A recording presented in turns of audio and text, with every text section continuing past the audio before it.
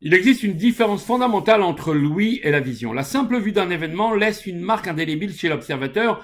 Il ne remettra pas en question ce dont il a été le témoin vivant. Tandis que celui qui aura simplement entendu parler d'un événement extraordinaire sera peut-être marqué sur le moment, mais avec le temps, ce sentiment s'estompera et il pourra le remettre en question. Ai-je vraiment bien entendu? Celui qui me l'a rapporté était-il fiable? Notre paracha débute par Vaera, je me suis révélé, je me suis fait voir. Hachem rappelle à Moshe qu'il s'est révélé au patriarche.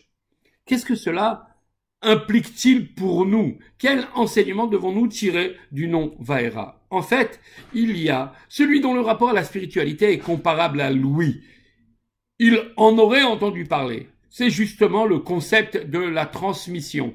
Alors qu'il existe celui pour qui Dieu et ses mitzvot sont d'une évidence limpide tant son vécu et ses expériences personnelles en sont marquées. Ce dernier vit un rapport au judaïsme, vit un rapport avec Dieu comparable à la vision. Ainsi, le juif doit s'efforcer de voir la divinité. Nous ne pouvons nous limiter à croire que Dieu existe et qu'il surveille et maîtrise les dimensions matérielles. La conscience du divin devrait nous habiter comme si nous étions réellement en train de le voir. C'est vers cela que devrait tendre notre perception du judaïsme. Nous devons retrouver la divinité qui habite dans le monde malgré la dissimulation produite par l'exil. C'est la seule garantie d'ailleurs pour que les épreuves n'affaiblissent pas notre élan et notre engagement.